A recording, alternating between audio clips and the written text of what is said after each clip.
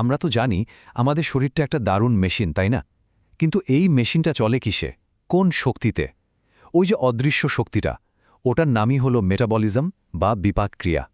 চলেন আজকে আমরা এই মেটাবলিজমের দুনিয়াতেই ডুব দেব আর দেখব এটা কিভাবে আমাদের সবকিছুর পেছনে কাজ করে।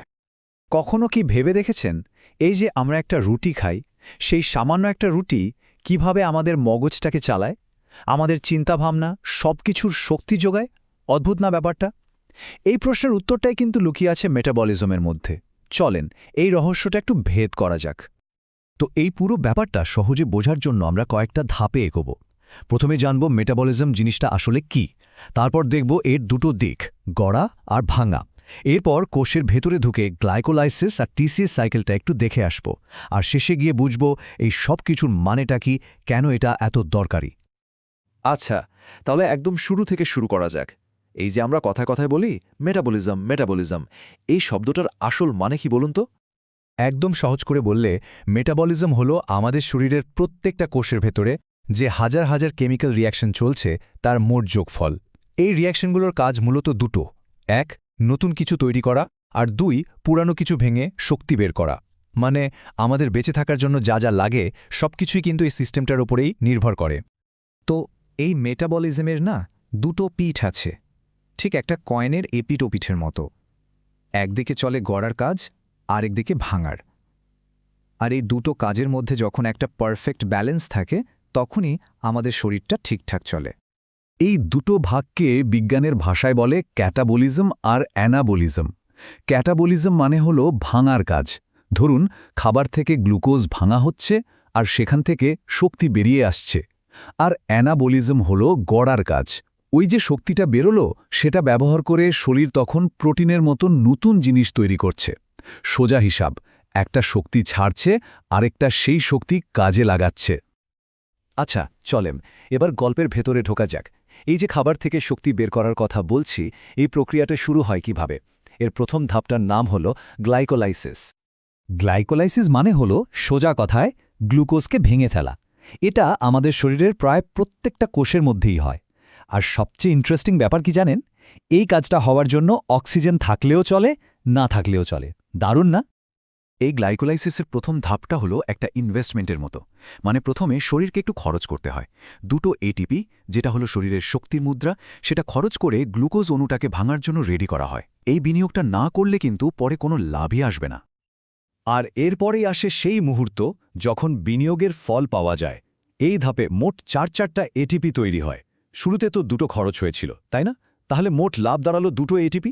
আর এই পর্বের শেষে আমরা যে জিনিসটা পাই তার নাম পাইরুভেট।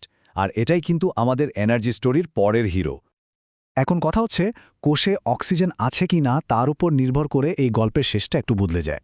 যদি অক্সিজেন থাকে, মানে অ্যারোবিক অবস্থায়, তখন পাইরুভেট তৈরি হয় আর অনেক বেশি শক্তি পাওয়া যায়।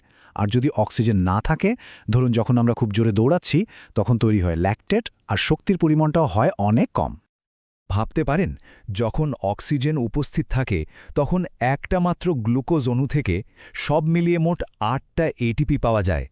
এটা একটা কোষের জন্য বিশাল ব্যাপার, মানে প্রচুর এনার্জি। কিন্তু দাঁড়ান, গল্পটা কিন্তু এখানেই শেষ না। এই যে পাইরুভেট তৈরি হলো, এটা আসলে আরও বড় একটা শক্তির ভাণ্ডারের দরজা খোলার চাবি।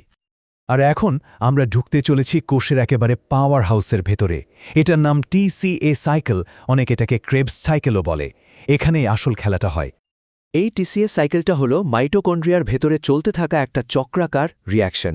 গ্লাইকোলাইসিস থেকে যে পাইরুভেট এসেছিল, সেটা এখানে অ্যাসিটাইল কোয়ে নামে একটা জিনিসে পরিণত হয়ে ঢুকে পড়ে। আর তারপর এই চক্রে ঘুরে পুরোপুরি ভেঙে যায় আর বিপুল পরিমাণে শক্তি ছাড়ে। এই কথাটা কিন্তু খুব গুরুত্বপূর্ণ। টিসিএ সাইকেলকে একটা সেন্ট্রাল হাব বা জংশনের মতো ভাবতে পারেন। শুধু যে কার্বোহাইড্রেট থেকে শক্তি আসে তা না, ফ্যাট বা প্রোটিন থেকেও শক্তি বের করার রাস্তাটা শেষ পর্যন্ত এখানেই আসে মেশে। শুনলে অবাক হবেন, এই টিসিএ সাইকেলটা একবার ঘুরলেই 12টা এটিপির সমান শক্তি তৈরি হয়। 12টা! ভাবুন তো একবার, একটা ছোট্ট অণু থেকে কি পরিমাণ এনার্জি! একে পাওয়ার হাউস তো বলতেই হবে, তাই না? তো আমরা কোষের অনেক ভেতরে ঢুকে এই আণবিক কাজকর্মগুলো দেখে এলাম। কিন্তু প্রশ্ন হল, এই সব জটিল বিক্রিয়ার মানেটা কি? আমাদের জীবনে এর গুরুত্বটা কোথায়? দেখুন, ব্যাপারটা খুব সহজ। মেটাবলিজম ছাড়া আমরা এক মুহূর্ত বাঁচতে পারব না। এটা শুধু আমাদের চলার শক্তি দেয় না, আমাদের শরীরের ভেতরে নতুন জিনিস তৈরি করে, শরীর থেকে বিষাক্ত জিনিস বের করে দেয়, এমনকি আমাদের শরীরের তাপমাত্রাকেও নিয়ন্ত্রণ করে। মানে প্রায় সবকিছুই। তাই পরের বার যখন এক কামড় খাবার মুখে তুলবেন বা চুপ করে বসে নিজের হার্টবিট শুনবেন, একবার ভাববেন আপনার শরীরের কোটি কোটি কোষের ভেতরে এই অবিশ্বাস্য বিক্রিয়াগুলো কিন্তু ঠিক সেই মুহূর্তেই ঘটে চলেছে, আর এ কারণেই আমরা বেঁচে আছি, সচল আছি। আর এখানেই একটা প্রশ্ন রেখে যাই, আমাদের শরীর যে প্রতি সেকেন্ডে কোটি কোটি বার এই নিখুঁত কাজটা করে যাচ্ছে, এটা তো একটা আশ্চর্যের ব্যাপার। কিন্তু ভাবুন তো, এই বিশাল জটিল সিস্টেমের ছোট্ট একটা ধাপেও যদি কোনো গড়বড় হয়ে যায়, তাহলে কি হতে পারে? এর প্রভাবটা ঠিক কতটা গভীরে যেতে পারে?